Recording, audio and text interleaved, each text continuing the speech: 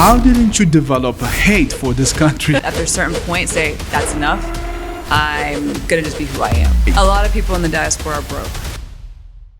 Lulite, welcome to the show. Thank you. I kind of told that life must be sweet. I believe this is a feeling of most young people in the country, in Ethiopia, and still today. Oh, yeah. Is that true? Everyone that goes to Hollywood and goes to the strip in Hollywood is shocked. Because they're like, this is Hollywood? It's such a disappointment. Wow. Really, you're in a system.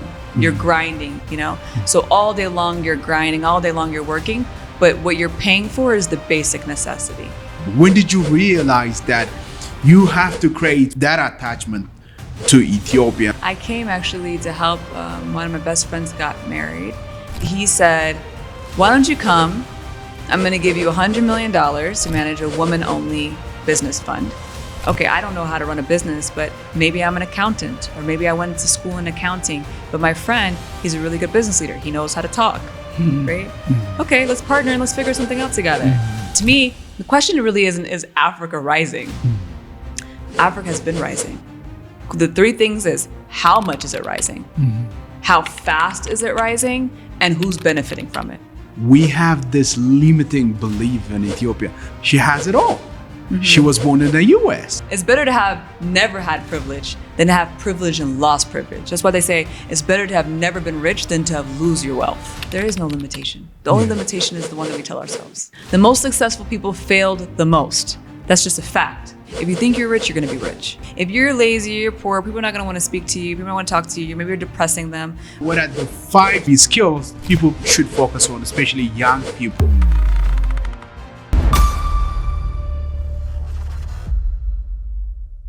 Lulite, welcome to the show. Thank you. All Glad right. to be here. Okay.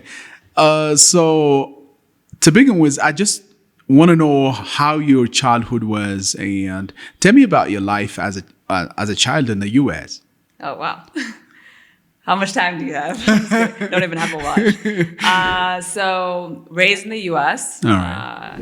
Of course, first generation Ethiopian American. So I would say from a cultural perspective, school is, more American, obviously. When you're in home, you're speaking a different, multiple different languages. So it was different, I think, from a perspective of when I first was raised, grew up in Texas. And I had a little bit of an accent because you're speaking through different languages. You smell like onions and berbere and all that other stuff when you go to school. So there's a little bit of a balancing between the cultures. So that was, I think my childhood is more of that. It's finding your place. So finding your place in the culture as an Ethiopian, but also finding your place in school and the American system. And, I think that is more of what I think my childhood was like, and kind of how kind of we were raised. It was almost about, I think everything was about balance. All right. It always kind of felt like you were never one thing. You're always trying to be, okay, I need to be American in school, I need to be cultural at home. It's like, oh, you're not speaking the language, you're not eating the food. And then of course there's, church or culture or whatever you're doing to kind of integrate. And then I think also my parents' generation, I call them the freedom fighter generation. They came there, they kind of reestablished, so they don't really know the system. So you're not learning from like parents that are already integrated. You're kind of trying to learn both at the same time. You're trying to learn a culture that was moved to the America and try to integrate yourself. But you're also trying to learn the local community and kind of how to fit in. So I think young childhood was always about being battled about fitting in. And I don't think that's kind of ever went away. That's kind of been my story, I think, always. It's like, I would say less about trying to get everyone's, I would say, acceptance, and more about finding a balance and finding your place. So it's about like placement, I think, is what I would say. Was it weird to smell like onion to go to school? Because my kid tells me like he's bullied in a school in Ethiopia, not in the US, just in Ethiopia. His friends are telling him that he smells like onion and everything. Tell me about that. One, experience. you're smelly. All right. It smells, right? The onion smell.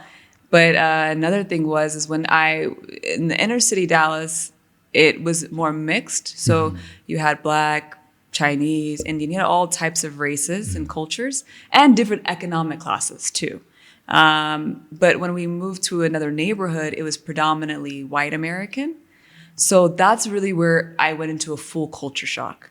Because not only was I smelling like onions, you know, I had like really long, silky hair at the time, was really young, and I looked Indian, but, you know, they knew I was Black and African, and then I smelled bad. Right? Because I smelled like food. And so there was, not only am I not from that community, I'm new to the school, but I also had this weird smell, and I look Indian, but I'm not Indian, I'm Black. So there was a confusion there. And that actually stayed with me. Not even just through young, that was 6 years old. All right. That stayed with me through college, it stayed with me through work. Where people said, oh, you look this way, though. You don't look Black, or you look Indian, or you look Indian, so you're not African. Or it's always a tug of war, because people judge you, I think, based off of the way you look. Yeah. Right? That's your first impression. So your first impression can be your clothes. Your first impression can be your, you know, like how you talk. Your first impression can be how you look. So it's like all those things, I think, are big, and I think that they don't just impact young kids. They impact your work. They impact how much you can resonate with the person you're talking to.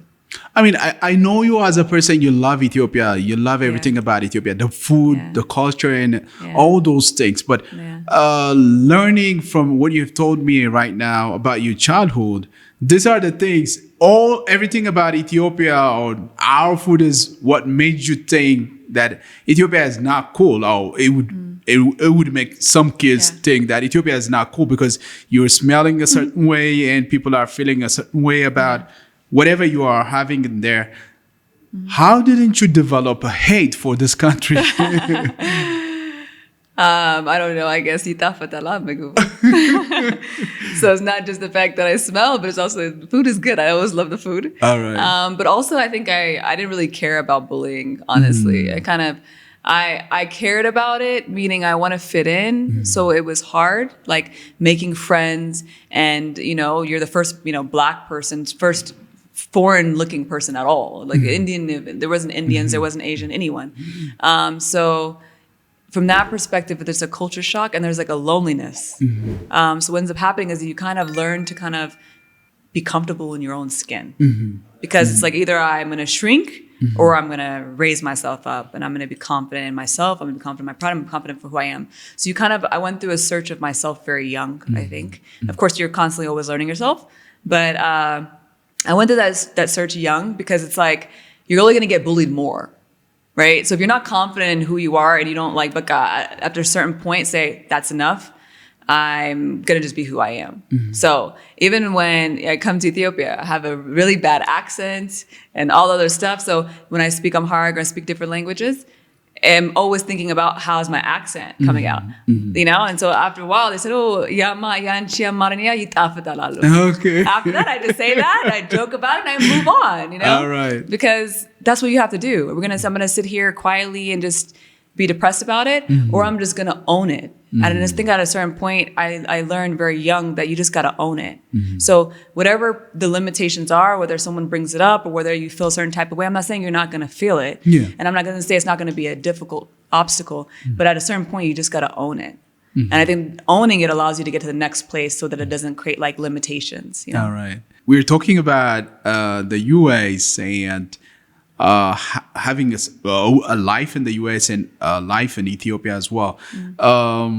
Growing up, for example, for me, I used to watch movies where these people have all kind of things, the cars, the luxury, the clothes and everything. I used to think I learned everything that I learned about the world from the movies and the music. Yeah, Hollywood. And, Hollywood. Yeah. So I used to think like it's not only my story, but the story of my friends, the people that grew up with me.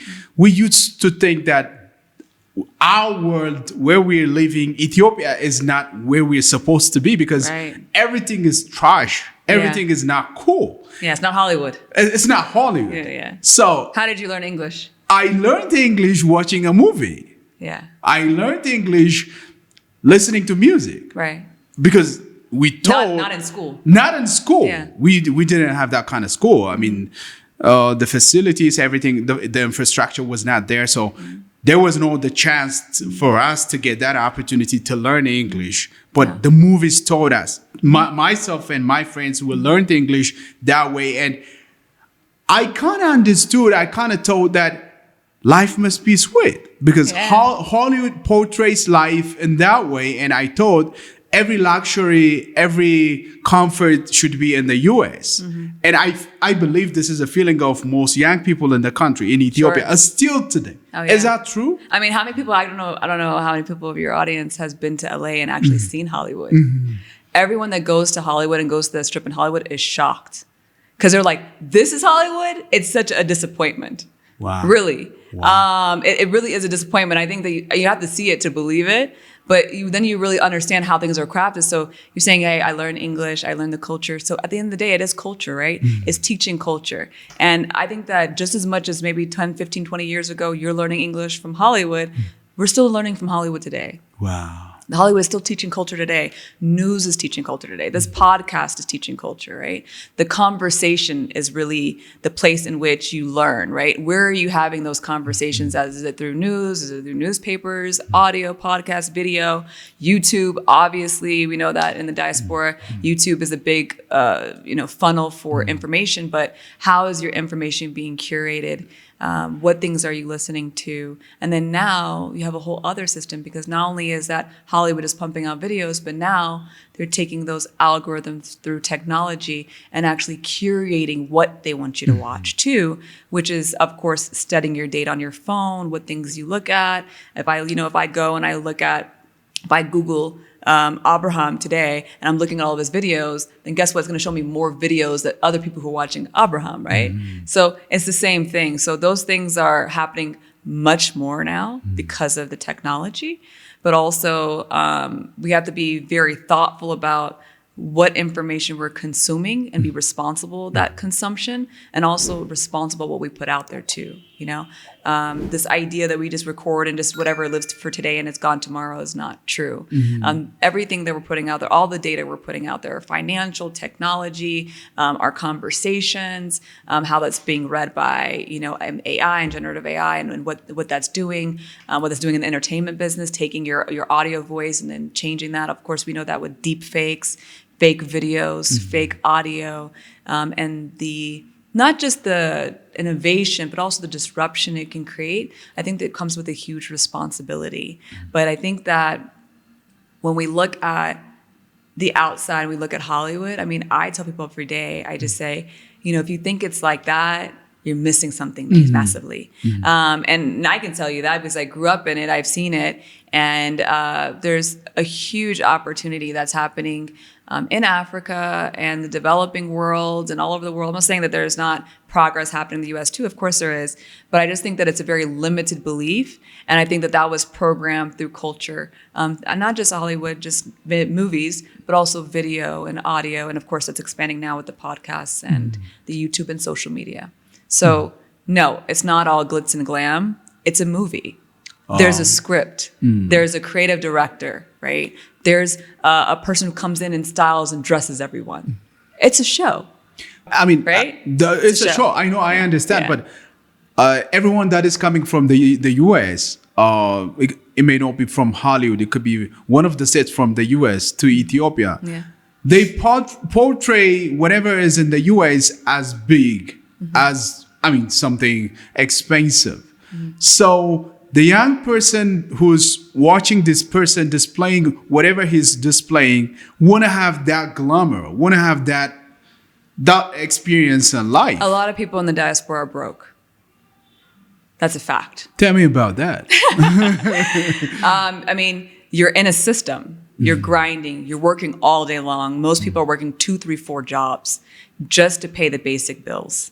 By the time you're done with that, you have no time with your kids. You have no time with family. You don't have a balance. You can't go anywhere. You can't meet anybody. There's no coffee breaks and la macchiato. Yella. Because you're busy trying to figure out how to run the system. So all day long you're grinding. All day long you're working. But what you're paying for is the basic necessity, right? Here, you can get basic necessities. You can meet people. You're in community. Even the worst case, you can share. because the culture's there to come together and just to share. And for very little, you can have a full life. There's a full life. There's there's so much family that can help you with the family, with the kids. There's so much opportunities when you work together. The problem is that we stopped working together. It's not necessarily that there's more opportunities overseas. This is the opportunity zone. Africa is the opportunity zone. Not, the countries that have already developed. Those are already well established with very large companies. Very little is coming into small businesses at this point. In fact, small businesses are dying by a significant amount. This is studied in universities and all over the news, right? The middle class is really struggling because they don't get the aid that they need, and they get taxed significantly. So the middle class is really struggling, not just in the U.S., but in the larger developing world. So developed world. So from that perspective, I think that it's a falsity, because maybe those opportunities were there in my parents' generation. I think they're working on policies to bring it back, right? To increase. I mean, look at the new administration, right? They're going all over the world and they're trying to get investment. Why is that, right? It's because they're trying to spur that new innovation again, that new growth again, that new let's figure it out. They're trying to create that model that you really that grit, that resilience you create in the developing world. That's not as much there in the developed world now because of the institutions and stabilized marketplaces at this point. So it's more mature, so it's harder to enter. Yeah. You kind of mentioned the word diaspora, and we'll be talking about that later in this conversation. But I just want to know, you have a very strong attachment to your country, Ethiopia, and to Africa. African stories and whatever is happening in Africa. It could be in relation with economic development and the resources that Africa has, the young people that Africa has. But when did that start, building that relationship? When did you realize that you have to forge that attachment to Ethiopia? You have to really care about the country and try to solve a problem that is happening within Ethiopia, and then go to Africa and see opportunities in the continent. I came actually to help. One of my best friends got married, and I came to pick out her must clothes. And when I came, I was just having regular conversations with people. And I spoke to one of the private equity companies. Of course, my background is in finance and in banking. And he basically, it was a casual conversation. It was like a friend of a friend, or a friend of my cousin, I believe. So it wasn't supposed to be a business meeting. And he said, why don't you come? I'm going to give you $100 million. He's not Ethiopian, by the way. I'll give you $100 million to manage a woman-only business fund. And he said the money come from like Dutch or whatever. Well, like I think a few different European and maybe Dubai. I forget the countries, honestly. But I remember it was like European-ish. And he said, you can help work with the women small business owners. We'll provide the funding. We'll provide all the research and of course the institution, the support to manage those investments. And he was like, and I was just shocked because I was like, wait, there's something I can do to help. So there's something I can do that can help. I can use my education or the work experience I have, and I can use that with this community here and make a huge impact. So that was like the first entry into I think changing my mind. Like I didn't even think I could do anything for Ethiopia. I came here, you see something, you might see maybe family that's struggling or somebody else that's struggling, and you hear those stories and you don't really understand what you can do about it, so you feel defeated. I would say as someone that was first generation Ethiopian American, I felt very defeated when I come home because I'm usually hearing the problems, I'm usually hearing the issues and the limitations. I'm not ever really hearing not only what I can do, but how it could also benefit me, So how I could invest my time and get a return and also help. That was just, it wasn't even in my mindset. So it planted a seed, and that seed I think cultivated and grew. So every time I came or I thought about Ethiopia, or thought about Africa, that's kind of where that seed kind of was cultivated. It was like the first planting of, have you thought of? Have you thought of this? And I think that we're only going to think of what we know, right? that's kind of why we live in these, what I call them online, they're not online echo chambers, but they're also community echo chambers. If all I'm around, they say this in what's called rich communities, right? Yeah, right. You're only as rich as like your 5 richest friends. Like it's proximity is important, right? And that's why a lot of people feel, you know, stifled or limited. It's like if I'm at a corporate table, then the people who are not at that corporate table can't make these corporate decisions, right? I have a big company, maybe have access. And so how does that younger, you know, person, younger entrepreneur have that access? So I think that the community is, I wasn't at that table. I never looked at those types of business. I've never managed large funds like in different countries, you know, to have that insight that he did. He was a banker too before. He had all that, but he had access to those people who were doing those types of investments in different countries. Therefore, he had the audacity, I always say, to come to Ethiopia. Because being a non-Ethiopian, you have to have the audacity, meaning like you have to have the courage, the boldness, and the vision to see what the opportunity can be. Then you can kind of duplicate that across different markets, networks. So that planted a seed. And every time I came and every time I talked to someone, I was gaining a little more information. And then I think it kind of just cultivated and grew more organically. And started with some consulting here, some conversations here, some facilitation. And of course, it's still something that I think is really important, because I think it's important for the larger diaspora that wants to give and wants to show, hey, how can I show up here? And there is a way to show up. It's just that we don't know it, you know? We're just living in our little community. We're working the 3, 4, 5 jobs. We're trying to feed the kids. We're trying to build our career. We're trying to survive. We have inflation too. We have food too. We have all of these things too. And I think that a lot of times in Ethiopia, domestically in Ethiopia, they don't actually know. And that for them, they see the Hollywood, they see the glam of it. Living in a developed country with all those systems, with all those costs, and I would say as an American perspective, it's a very hard life. It's a very hard-working life. That's why I think we have a certain level of, I think, resiliency from that perspective. And then the domestic, I think Ethiopians who were raised here, like yourself, you have a different level of, it's going to be fine. A certain level of calm and peace that Americans don't have, because everything is about grinding all the time, hustling all the time, versus in Ethiopia, it's kind of like you're so adaptable to change. You know that everything can change tomorrow. Everything is changing every day. So what happens is the past is dead. You can't change the past. So if you're trying to change the past, you're going to be depressed. If you're trying to change the future, you're going to be anxious. The only time you can actually navigate life where God is going to meet you is the present moment. And I think that Ethiopians in Ethiopia tend to live in the present moment a little bit more, which allows them to have a little bit more peace and calmness so they can see those opportunities. So what I say is, as long as they're not depressed, focusing on the past, and as long as they're not anxious, too worried about the future, there's a huge level of promise as we kind of like, I think, build in that present moment that we're in now. Fantastic. I never thought that we as an Ethiopian, myself included, would think life in that way.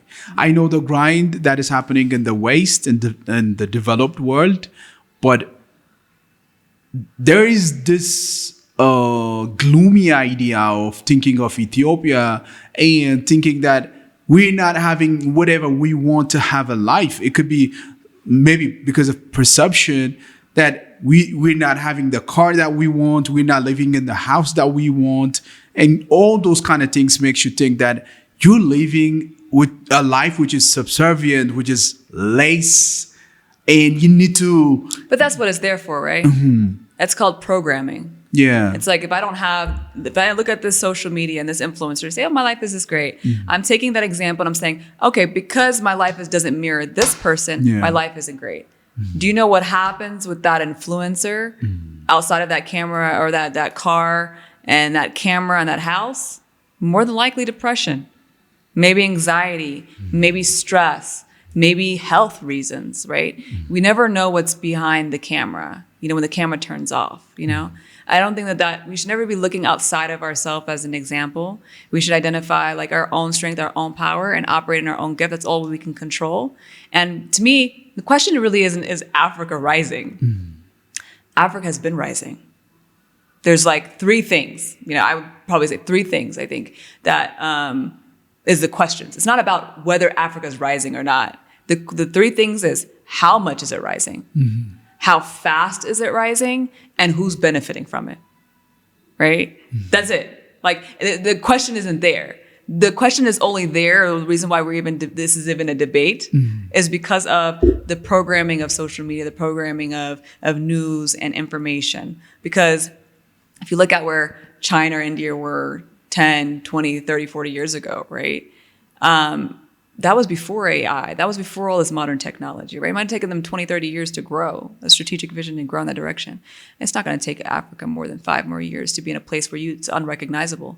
I would say even in Addis specifically, since, from an Addis perspective, Ethiopia perspective, is changing every day, every week, every month. And it's evolving, it's changing. Now, that doesn't come without risk.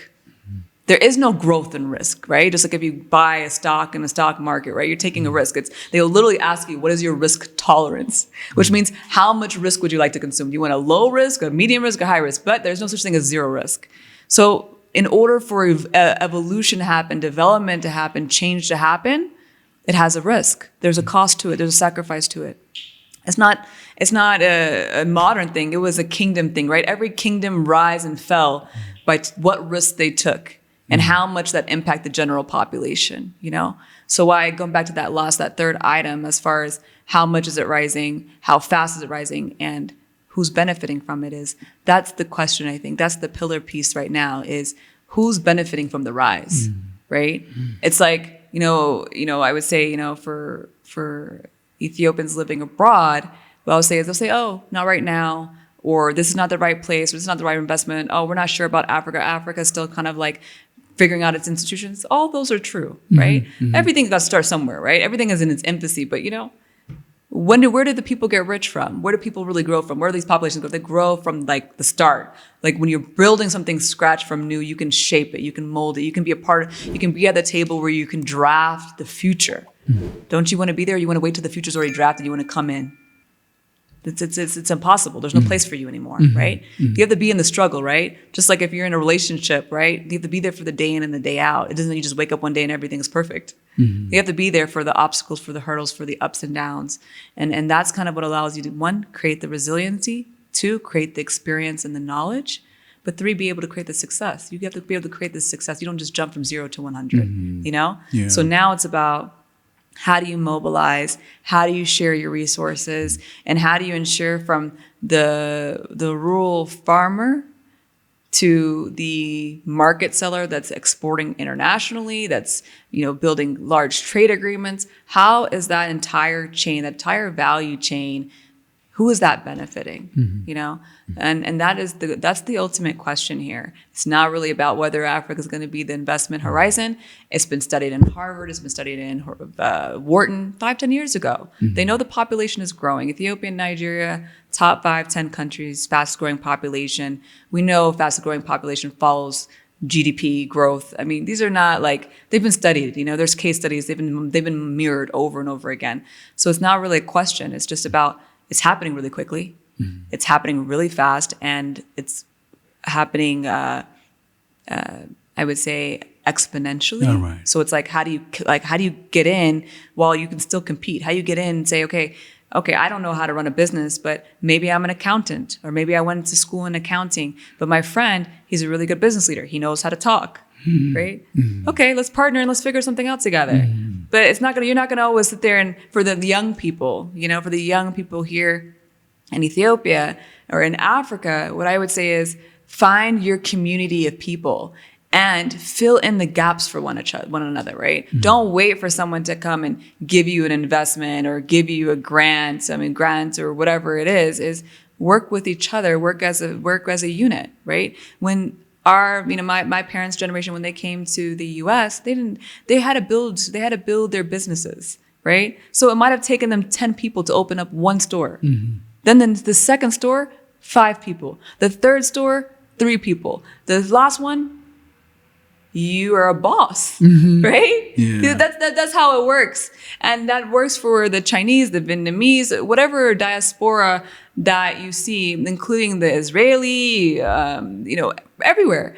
they came, they put their resources together, they put their minds together, they built, they invested, and then they built themselves to the next step, to the next step. That's I think super, super critical. Tell us about the mentality of that. For example, you mentioned the Jewish people and the Africans, especially the Ethiopian diaspora.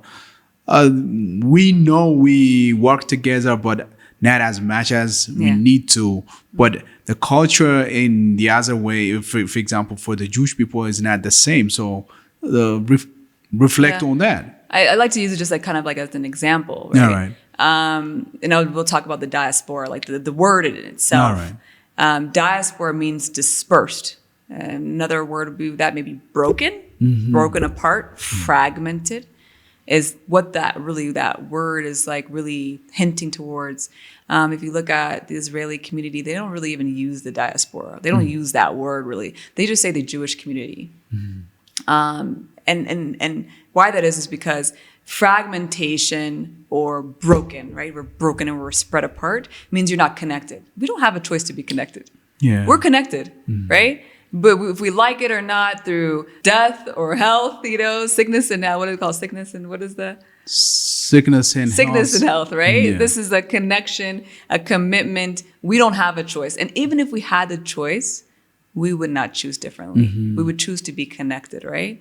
So we need to kind of like take that part out of it and think of it more from a community perspective.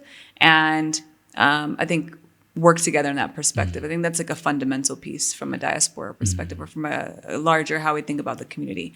When we think about local and kind of, hey, what options or what opportunities do we have? And that whole piece of what can make you depressed.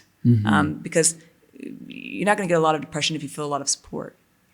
But when you feel hopeless, when you don't think there's opportunities for you, you get depressed. What happens when you're depressed in the body, your shoulders come forward, your head like comes down. Maybe you stop eating maybe, or overeating. Maybe you start sleeping all day. Maybe you get lazy. You don't want to do anything. Maybe some people don't take a shower. Yeah. Which is not my thing. But what does that do? It stops movement. In order for young people to look at their businesses, and if you're waiting for someone to give you something, it won't happen, right? Because in order for you to grow a business, you have to start the business, right? In order for you to get a seed, you have to have something to plant, right? What are you going to cultivate? What are you going to ask someone to invest in if you haven't started? In order for you to start, you can't be depressed because if you're depressed, you haven't started, right? Meaning you haven't moved, but you have to have movement. So in order to do that, you need to be able to, like I said before, at a certain point, you have to just own it. You have to own the opportunities that's given to you. What comes from your hand can be multiplied. But if you don't put it in motion, if you don't start, if you don't leverage your gifts and your talent, and that, again, you could have been uneducated. You could have been uneducated, but maybe you have an interest in something. Follow that interest. I truly believe that God guides you in where you should go. If you have an interest in finance, if you have an interest in accounting, maybe go and find someone who's a banker. Like, learn from them, ask them. A lot of people in the U.S. went and they learned, they found mentors, they asked. Like you said, you learn English from movies. Where did that come from? It came from an interest to know.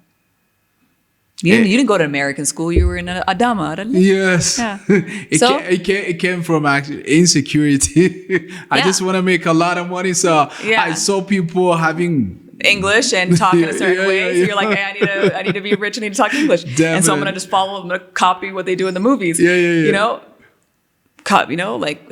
Repetition makes perfection. Definitely, right? definitely. So you just keep copying, keep learning, keep growing, keep magnifying yourself, and you'll reach a certain level of success. So even if you don't have the education, even if you don't have those things, it starts with just an interest to learn, an interest to know, and then you can build from there. You can find other people. And I say that too. You're trying to build, and everybody around you is lazy, you might need to get some different friends. Truly.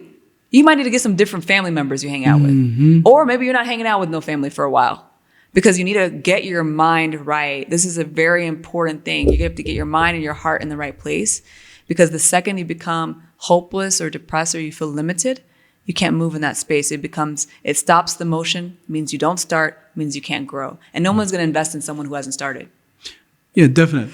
So, but I see your point, but we have this limiting belief in Ethiopia. But I have friends, I have people around me telling me different things about blaming. Yeah. Oh, the infrastructure is not there, the support is not there. So, waiting for the support to come. And for example, they see you, they watch this podcast, you speaking about this thing and telling people to go this way and that way, and they would have an excuse to tell their friends that she has it all. Mm-hmm. She was born in the U.S., went to this and that university and got this education. So we don't have that. So nobody can blame us. We were born in this part of the country, so we didn't have the chance or the opportunity to be someone that we want to be. So I would say look at the top 20 companies, and I don't know them off the top of my head, but I do know a lot of them. Look at the top 20 companies in Ethiopia,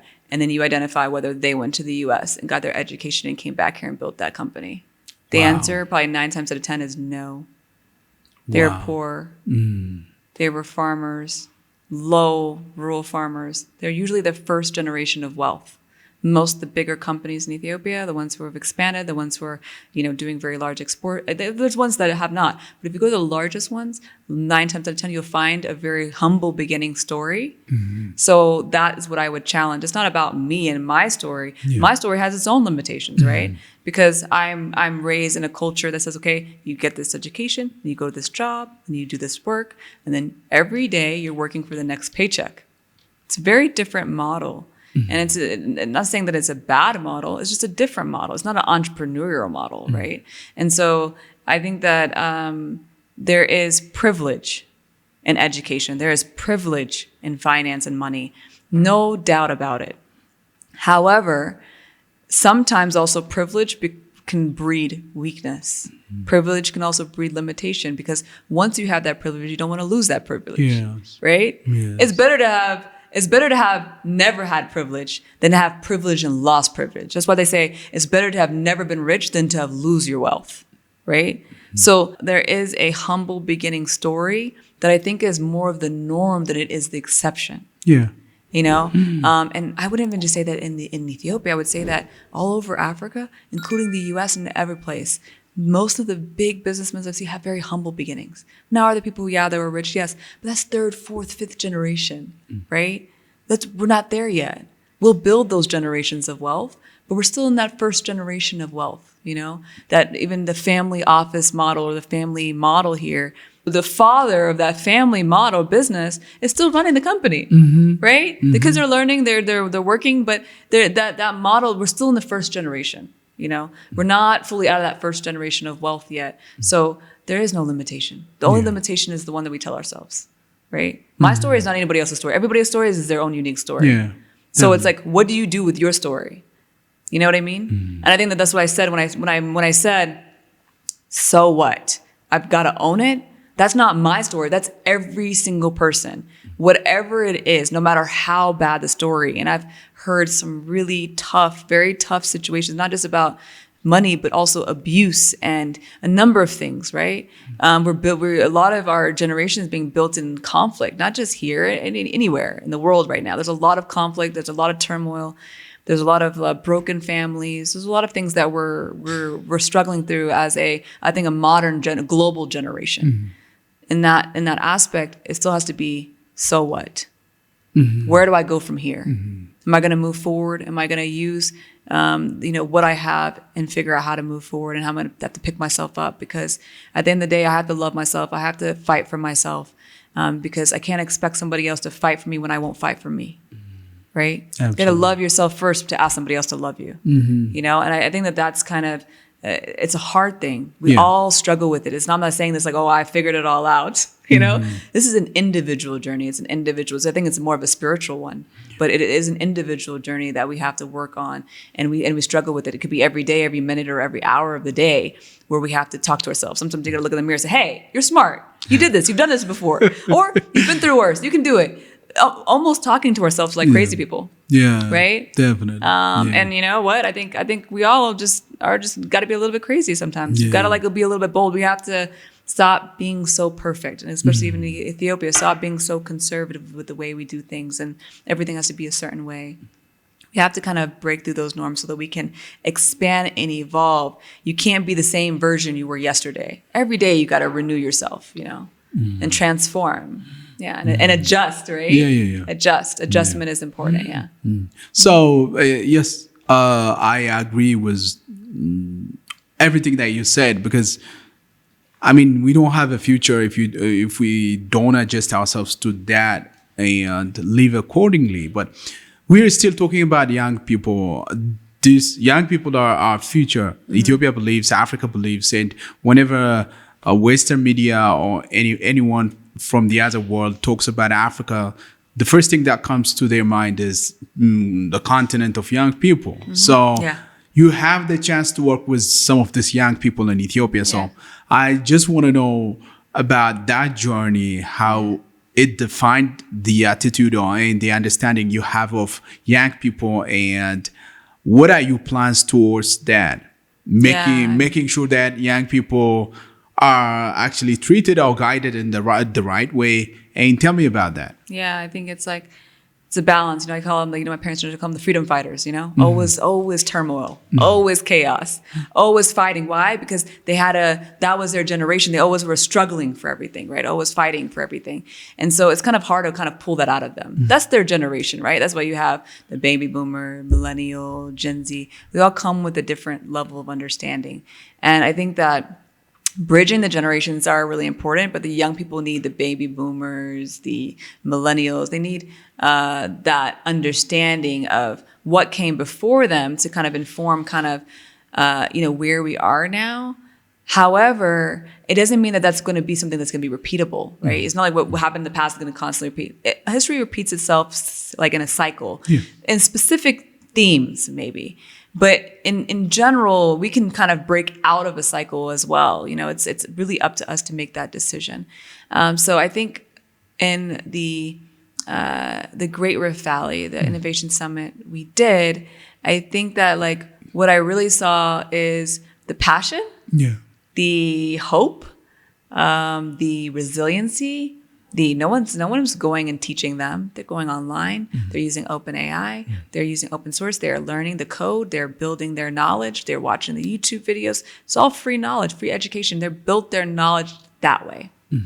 And so that it crashes down all the, I didn't get this education. I didn't get this. What difference did they have? They didn't have no difference from anybody else. Their peer. The difference was that they wanted it to happen. They believed it could happen, right? The first thing is, if you don't believe something happened, it won't happen for you, right? If you literally think not going to happen, no way it can happen to me, then what is going to make that happen? How are those opportunities going to come in? Because if you believe it can't happen, you won't even seek them out. You won't even look into them, right? If you believe I can't learn, are you going to go and study? No. You know, like even the education or the testing system here, I think it's a disservice. You have a whole bunch of students failing, but you're failing them so that they can learn more, right? But it's doing it from a wrong angle, right? If I think I'm always going to fail, then I'm going to say, what's the point? Then you're going to have a whole bunch of generation that's not going to learn, right? So even the attitude of that, like always understanding that we can transform ourselves and we can redeem ourselves. Redemption is important. If a kid falls down, he can get back up, right? Same thing a business owner. If you fail one business, you could start another business, right? What makes Michael Jordan or anyone? Because they just took the most shots. They failed the most. The most successful people failed the most. That's just a fact, right? Majority of them. They just kept going at it, kept learning, kept failing, kept striving. And so ultimately, if we stop people from striving, if we stop people from believing they can be redeemed or that they can have a level of success the second time around, then we'll never get anywhere. So we have to constantly remind ourselves, no, it's not, I failed one time and I lost. Fail 10 times. Keep going. On the 11th time, you might make it, you know? I mean, that's pretty much what it is, right? So I think that's super important. And you look at a lot of people who either elected office, celebrities, athletes. A lot of them have a huge story of they failed, or someone told them they couldn't, or they got blocked. They got told. Those are the biggest actors now, the biggest athletes, the biggest record holders, right? Because they built that resiliency, so they got stronger. They worked on what they needed to fix. They worked on what they needed to learn. They came back stronger. They came back stronger. And I think that's just the story. Now, does it, reduce your moral? Like, do you lose like your moral, like excitement, or do you get down? Of course, you're human. It's okay to get down. In fact, give yourself the space to get down and depressed about it, because that's what's going to motivate you to get better, right? But use it as motivation. Like today, I'm going to take a second to be depressed. I'm going to be down today. But the morning, when I see the sun come up, I'm going to go back at it. I'm going to figure out what I did wrong and all of that, So that's, I think, the motivation, the angle I think we need to have, All right. And I think also as a culture, as an African culture, we don't have to always like, oh, that person failed, or look at that person, he's poor now, or look at that person, look at the, that business that he didn't know what he was doing, like, who cares, right? Ultimately, that guy is going to get back up because he's going to figure out what he did wrong, and he's going to come back. He's going to open up a next business. It's going to be double the size, right?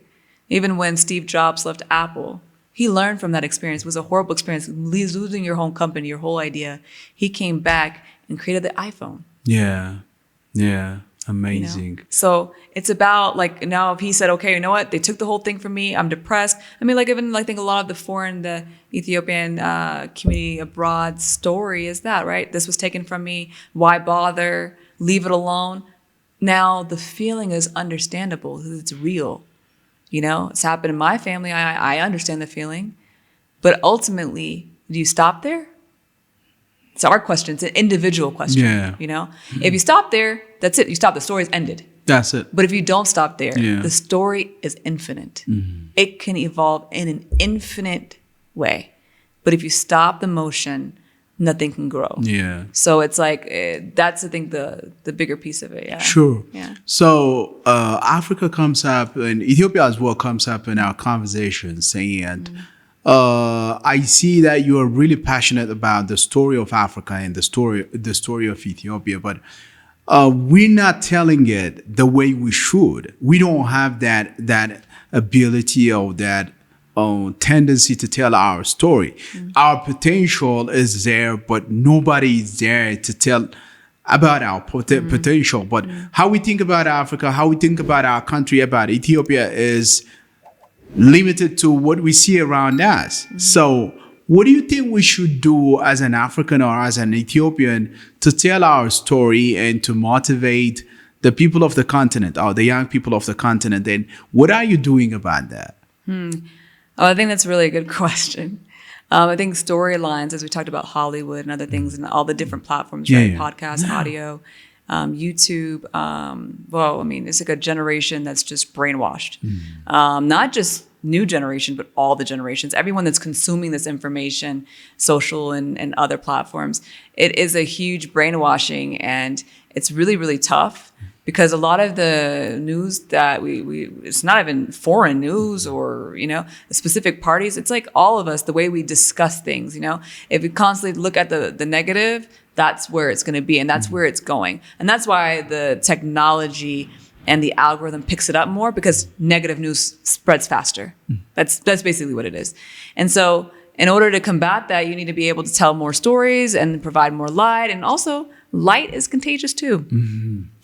It may not travel as fast sometimes, but love and light are contagious as well. So if you're sharing a hopeful story that also can raise somebody up, I can raise your hopes up in this conversation, right? If it haven't you already felt like, oh, we can do this, we can work together, we can achieve this. So if we have more of those conversations, then I think we'll have more of that output too. We'll have more of those results. Writing a book right now called The Unexpected Global Shift. And when we talked about Africa Rising, it's not a a question of whether it is. It's the question of whether people believe it is. Is a perception there, right? And how is that? How are we looking at previous countries that have grown and went from, developing countries to developed? How have they built those institutions, those systems, and mobilized communities around this? It's taking those like case studies, like in a real financial economic way, and looking at what they did, how they did it, and then where we are today and what that kind of looks like in a modern technology landscape where things are much quicker. If you don't understand it, great. There's a tool that can do it for you, and really being smarter about how we work. And so I think having the different conversation and institutionalizing that, whether that's through audio or video or podcast or book, I think that's really important. And it's a big part of why I decided to write the book and really wanting to put that out there, really wanting to socialize that, but socialize it in a way that's more culturally relevant, meaning speaking at where we are today, what's trending, what are we focused on, and how can we come together as a culture? You said something earlier about why you looked at Hollywood is because you were copying a culture. You're copying Black culture and what was conceived to be cool and the fancy cars and all those things. Same culture today, right? Same global culture. Everyone's trying to copy something because everyone's thinking, oh, that's the way I succeed. That's the way I grow. And all we have to do is show them, hey, this is the way we grow. This is the way we work together. This is the way we help each other. This is how we stop food security and poverty. And because it first starts with a poverty mindset, because the poverty mindset stops you there. You can't grow from there. There's no space to move because you have accepted that you're poor. You've accepted that there's no options. And if you accept that, there's nowhere to go from there. It has to first start with, actually, I'm rich. I'm rich. And I think that's something that I think in the Ethiopian context, I think that's unique is that it's a double-edged sword. The community is just as passionate about negativity as they are their own pride. They're both there. It just depends on which side of the sword, we're swinging at and how you're really doing that. It's okay, great. It's negative. Okay, so you're going to fail. And they're like, wait a minute, I'm not going to fail. Right? So at least that's a good part, So it's having that context culturally, and how does that culture and that story, get connected with where we're going in the future. I think that if we're not talking about the storyline, if we're not talking about the movies, if we're not talking about what we're putting on social and what information we're consuming, I think we're really lost. I really do. I don't think it's about building a capital markets or building an infrastructure institution. Now, are those things important? Yes. First mindset, first culture. And so I think that the arts, the creative, the creator economy, the creative ecosystem, the developers, the engineers, the art makers, the painters, the musicians, the ones that are going all over the world. You're bridging cultures from all over the world. That's the glue. It's our food. Our food travels. Our injera travels further than we do. If you go to Ethiopian restaurants all over the world, a lot of times you might not even see that many Ethiopians in there. So your food is going to get there first. Your music is going to get there first. Your clothes, your dressed is going to get there first. And that happened during, I think, the Great Africa Scramble, the colonization, right? Taking the resources and moving it around. And that includes rare earth minerals, that includes culture, that includes everything, right? Those things happened because culture spreads. Culture really spreads. We can't spread opportunities by building institutions. We have to create our story. We have to share that story. And I really think that the foundation of that, the catalyst effect, the energy, the movement, the ones that moves us out of depression is culture. Now, in order for the culture to move back and create benefit and all that, you need the institutions, you need the ecosystem to support that. But that's what tourism is, right? Yeah. That's what, people come here, okay, you're going to do a quick spa and then leave. No, you're coming for the culture. There's something drawing you here. So it's we have to figure out what those things are and how that can be an ecosystem that everybody can benefit from. Fantastic. Yeah. I mean, it gives me hope thinking that we can benefit out of the way you actually explained about the story that we have and the culture that we have and how it went out of Africa and how it can come back to Ethiopia or come back to. It's a cycle. It flows. If you allow it to flow, it'll flow back to you. Yeah, but and it's like the kind of like that giving of the energy, right? If I give culture back to the world, that culture will come back. It kind of it cycles. It's just about when it comes back. When people find interest in Ethiopian coffee or Ethiopian injera and Ethiopian food, what do we do with that? How do we then use that to open up more conversation? You know what we're eating when we're eating injera, gusha, and simbala. We're sharing time, right? Yeah. So what's coming in that conversation? How are we using those moments of connectivity? You know, it comes back to community. Those are where you create community is culture. Yeah. You know, or else it's like what you're trading something and then that's it. Is that the type of investors we're trying to bring? As others the type of givers or nonprofits or workers we're trying to be, and the ones that take and leave, or the ones that kind of come and stay and grow with you and build with you. So. My worry about this is I don't know how many people understand the whole concept of it, and we take our things for granted. We have beautiful things. We have our culture, and from the very outset, you've been talking about us living in the moment. That's a very big thing, big idea, but we don't even know that we have it. Yeah. So, because you're focusing on tomorrow, we're focusing on tomorrow, and we're focusing on what other people have in the other part of the world. So, how do you think we can inculcate this into the mind of the people? I mean, for example, today what we're focusing on is if it is about working on the economy or developing the economy, we're thinking about bringing that thing, like bringing the car, bringing all those things and having it tomorrow. That people don't realize that they will hate it when they have it. So how do we inculcate it? I mean, from your experience, you can understand, or you can tell us how this can be possible to tell that Ethiopians have it all, Africans have it all, and the only thing they need to do is what you told us earlier. So inculcating it, making it a culture is a difficult part, the how part of it. I think it's simple. I think it's like, look at where, like, all the, you know, the U.S. strategy on investments, and if you just say the U.S. in the global context, what are they doing? They're trying to get their money back. They're trying to get their investments back into the U.S., right, Alan? So the core thing is, if the U.S. is going back to bring their investments back, right, and to like be able to like re-identify what it means to have an American business and all those things that kind of like were kind of dispersed and broken away, right? Then we're just learning from what's already happening, right? That means that the opportunities are here. That means the opportunities are where are you at. Like, and I truly believe that everything is destined. So if you're here, you were destined to be here, and so it's like about operating in the space that you're in. Like, if I'm here, that means God wanted me to be here. I was meant to be here. I was meant to grow up in this family. I was meant to grow up in this community. I was meant to expand past the community into the city, from the city into another country, and so forth. So just knowing that wherever you are, just trust it. I'm here because I don't know step 2 yet. I have to learn step 1 first, you know? But if you focus on step 3, you'll never get to step 1. You know? So I think it's just about knowing that. And I'm just going to tell you from my context, I'm American, right? I'm American. So if I'm saying that there's opportunities in Ethiopia, how would I know that? I'm American. I grew up there. I've seen the systems. I've seen the businesses. I've seen those opportunities. So I think it's just about understanding that there is something here. Now, figuring out what you want to do, that's another challenge. I'm not going to say it's not a challenge, but like I said, start with what's interesting you. You may not know anything about it, but find out what you're interested in.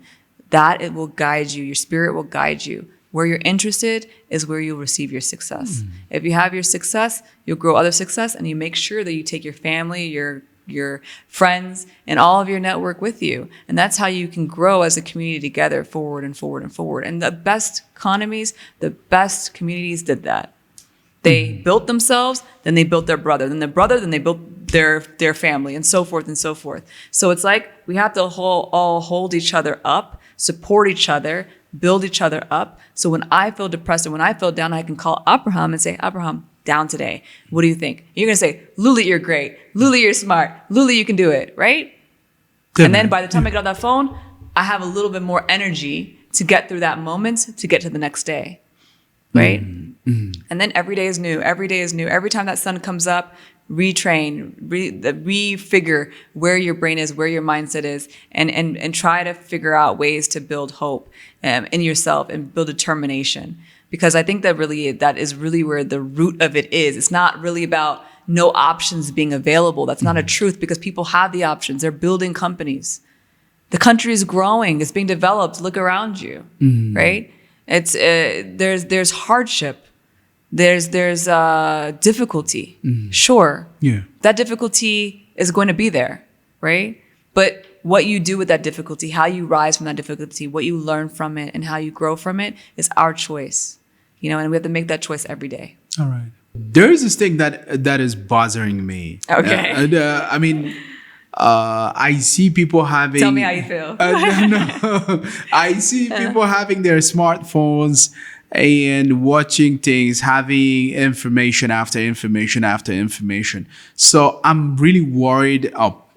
As I should be, as people that are concerned about their livelihood, their country should be, that people don't know what to prioritize. Especially the young people don't know what to prioritize. It's a difficulty. It's a problem even for me or for my friends, people around me. Yeah. So what would you say young people should focus? If I give you, for example, 5 things that now, given AI, the disruption of AI, everything happening in that ecosystem, what do you think? What are the 5 things that maybe skills people should focus on, especially young people?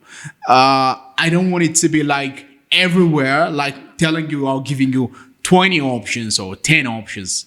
The 5 things that people should follow and succeed in life, succeed in business, succeed in entrepreneurial activities or engagements. I think that strengthening their mindset. All right.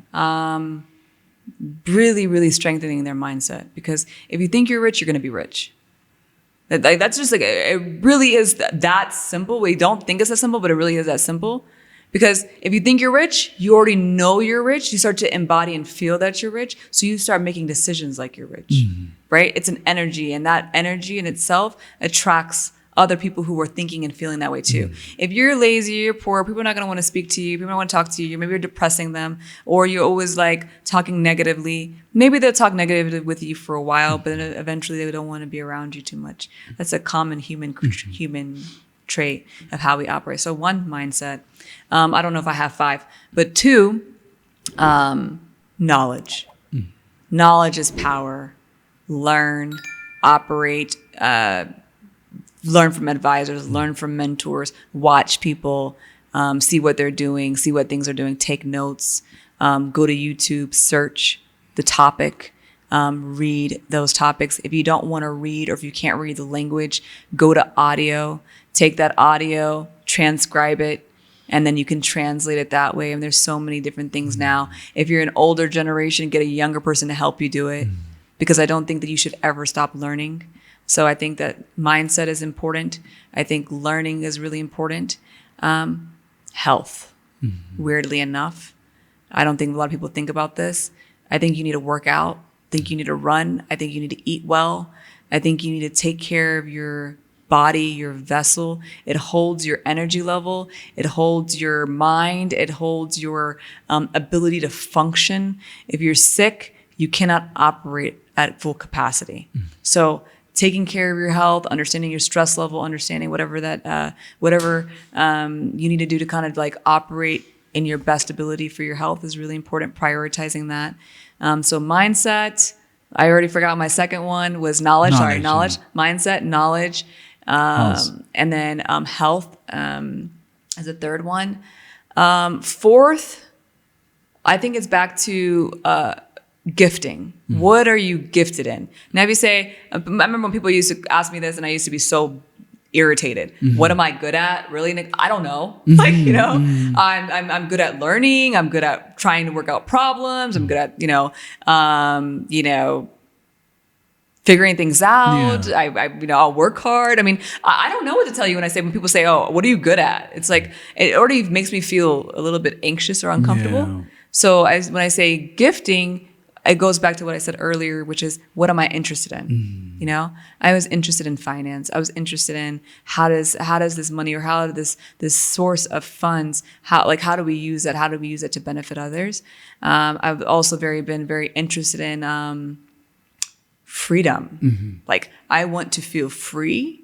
I think that everybody wants to feel free. Everybody wants to feel empowered. Everybody wants to be able to feel independent, like they can do what they need to do.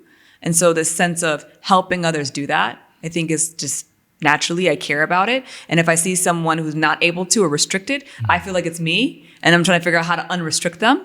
So, and I think that's like even in a personal perspective, like that's why a lot of my friends and stuff like that, we would talk about stuff and they would say, "Oh, Lulu, you're not empathetic. I'm talking to you or I'm crying about something and you don't let me finish." Because my mind is already going to, how do I solve the problem? Because I'm trying to figure out how to break their limitations, how to take out that negativity and tell them what to do. So I'm like, oh, you know what? That's okay. Don't talk to that person anymore. Talk to this person, read this thing, or you know what? Actually, I have somebody. I'm going to call them right now. And so I go, and they're still just trying to communicate. They're just trying to cry. They're sad, and I won't let them finish. You know, I've had to mature and allow people to finish and get through their emotion because it's important that we feel our emotions and process it naturally and in a healthy way. But I really think that it's really important to, like, from a gifting perspective, interest. What are we interested in? What do we like to do? And that liking and wherever we're that interested will naturally guide us to where we're gifted. Because if you like to do something, then you want to learn about it. Then you want to grow in it. You want to refine that skill. And then when you refine the skill, wait a minute, you like wake up one day like, oh, wait a minute. Am I gifted in that? Like, do I have experience in that? Why did you have experience? Because you first had an interest, you know? So I think gifting / interest is the fourth one. So mindset, knowledge, health, gifting and interest. And then the fifth one would be dropping the ego and working together. You're like, yes! Dropping the ego and working together. We are very used to saying, hey, well, we got this and we did this and we built this company and we're the CEO. None of that matters if you're CEO of 0%. Yeah. Right? If you're bankrupt, it's like, who cares? If you got enough money, but you can't, not work for a week, or whatever it is, that you have a limitation in your lifestyle even, or stress, and then that creates health, then like, what does it really matter? But if you were to go and you were to be CEO and say, you know what, actually, I'm really actually better at doing the CFO work, the financial part. I'm gonna let somebody else be the CEO. What do you lose by that? Now the company now grew 10x because the person you put in there, the partner you partnered with is better at that because that's their gifting. That's their interest. Maybe you liked the interest of the company. Maybe the company was an agriculture company, right? Maybe you're a farmer. You really like the plants and you really like the soil, but you didn't necessarily want to be the CEO. Maybe you don't know how to talk to the corporate people. Maybe after you got to a certain place, the business part of it, and I hear this with doctors all the time. They're trying to create a doctor practice or they're trying to create, a health business, but they just want to do the surgery. They don't want to focus on the finance of it, of the, whatever. They want to just focus on the patient care. And I think that we should allow people to do that. Operate in your gifting, operate in your interest, and find a way to find like-minded people who have a different interest than you. I'm Lulite, you are Abraham. And we should never be trying to take each other's roles. Find your placement, drop the ego, and work together, is what I would say. Fantastic. Yeah. I like the last one. Yeah, drop the ego. That should have been the first one. But I don't know why I came to it last. Maybe for a good one. Because a good ending. Ego happens to be the problem in our daily life, in everything. Yeah. People that you expect to contribute a lot or do a lot towards problems or towards solving limited by their ego. Yeah. That's really a pity. Yeah. A big pity. Yeah. So we're nearing toward the end of this conversation, but I just want to know what your plan is for the coming 3 years towards Ethiopia and Africa and in life in general. Yeah. What is the priority that you are taking, that is taking in your life or that you are taking, and what are the things that you are focusing on? I think we talk about this a lot, even with the Great Rift Valley and with the Diaspora Fund. The bigger piece is mobilizing, All right. connecting, being in service. And what I mean by that is just kind of being that bridge where we can really just share insight, share our gifting, share our love for one another, our love for our community, our love for progress. I think that like that's really what I want to play in. Now, if I do that in finance or tech or whatever my gifts are that I can then provide, I think, of course, I will be intentional about that, right? I'm not going to go and be an actress. That's just not what I do, you know? But like things that I'm very interested in and how I can probably provide that support, that interest, and my gifting, meaning I can operate in that, I think is kind of going to be what I want to give back over the next 3 to 5 years. And so I think that we're doing that a number of different ways. But I think that my focus right now is really more about the connection part. If you create the connection and you create the community, you can do anything. But you can't do it fragmented. You can't do it broken. You can't do it fighting your brother and sister. You can't do it disagreeing all the time. We're going to disagree. Yeah. But let's talk about what we agree on. And that's a big part of like where we're going now. It's like we agree on the youth. We agree on the legacy we're trying to create. We agree on the future of the next generation. And that's where I'm going to start. I'm going to start on where we agree on. The disagreements will be for another day. You know? Yeah. Another conversation. Another diplomatic moment, right? To kind of, find the middle ground. But you don't have to find the middle ground if you start with where you agree. So that's going to be my focus. It may not necessarily always come with the same priorities, but those priorities will shift based off of, hey, we're going to start where we agree. And there's a lot we agree on, believe it or not. It's just that we're only focusing on what we disagree on. That kind of takes the airwaves, takes the conversation away. And I think that's happening in Ethiopia. I think Ethiopia is showing a good example of that, about, hey, we disagree on a lot of things, but we're building anyway. We're moving forward anyway. And it's not always pretty, you know? But where is it pretty, you know? And I think that's something from a domestic conversation. I think that it's not pretty anywhere because growth isn't pretty. When you go to the gym and you're trying to build your muscles, the muscles have to first tear down. They tear down in order to grow. They hurt, actually. You work out really heavy. That next morning, your muscles are all sore and broken down, right? And then you start to heal. Then you start to build. So it's not going to always look pretty. And we need to stop the expectation that it must look pretty. It's going to be ugly. We don't know what we're doing.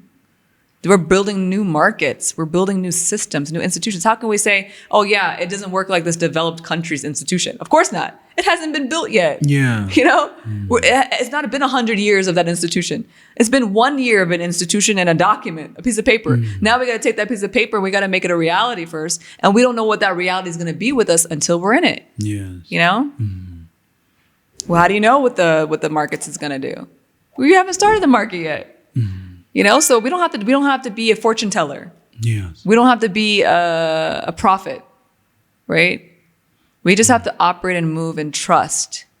Have certainty and trust in knowing you're growing. Trust and know that you're building. Trust and know that you're learning. That means that tomorrow you're better than you were yesterday. You know? Fantastic. Yeah. I learned a lot. I mean, this is great. This is fun. Great. This is fun. I mean, these are the kind of things that I want. I didn't even have any clue of what I was going to talk about. So the conversation and what we're talking about is like, it's just really how we feel. It's not to sugarcoat the reality. Definitely. Because when we face the reality, we have a sense of awareness. When we have that awareness, we can move and operate and grow. Yes. Versus pretending like everything is easy. Yeah. We have to acknowledge the obstacles, acknowledge the challenge. We say, okay, with this challenge, we're going to grow anyways. We're going to build anyways. We're going to be connected no matter what. Definitely. Stop the idea of like we're going to disconnect or we're not going to do this or we're not going to be involved. You're involved. We're all involved. You know, that was our blood choice. Absolutely. Right? Absolutely. Wasn't our choice. We're here now. Yeah. So I think that taking that, I think, posture and positioning allows us to really build and build from a place that has more hope, because I rather identify with something that's hopeful and that's uncertain, but has a lot of promise, than something that's known and difficult to operate in, right? Yeah. So, yeah. Yeah, I don't know if that made sense, but I'm talking about from a domestic and international context, right? I understand. You may not know what's going to go on in the African market, but that's also what makes it exciting. That's also what makes those opportunities infinite. If you have the appetite and the discipline and the hope to be able to pursue that journey, because that's what we're going to be on. We're going to be on a journey. We don't know what tomorrow brings, but we believe it's going to go upwards. Yes. So. Yeah. Yes, that's the attitude, the mentality we need to have and develop, actually. Yeah. Lulite, it's a special thank you for me, because I know what you've done in life. I know places you've been and people that you met or you worked with. And this is not a very popular podcast, but you agreed to come to this podcast and share all this wisdom and this knowledge. And thank you so much for coming. And Thank you. This will not be. I don't know if they feel like I'm sharing wisdom. I'm just sharing like the journey. You know, it's like this the experience of what you see and how you're kind of. I'm figuring it out too. I'm going through the journey. Every day looks different, and I don't know. Yeah. You know, how can I say how Ethiopia is going to grow and which way we're going to grow? Yeah. I don't know. Definitely. We're going to be doing that as we move forward each step. How we give back, how we serve each other. You know, I think it's just serving each other and helping, and then we can figure out where we're going to be next. You know. Absolutely. So this is fun. This is fun. This is a lot of fun, and you know, from a podcast perspective, you know, I don't like to talk much. But it's good to sit down and have a casual conversation and just kind of feel out kind of where we are and kind of like how we need to kind of continue to move and continue to have the conversation, right? Absolutely. It's about just coming to the table.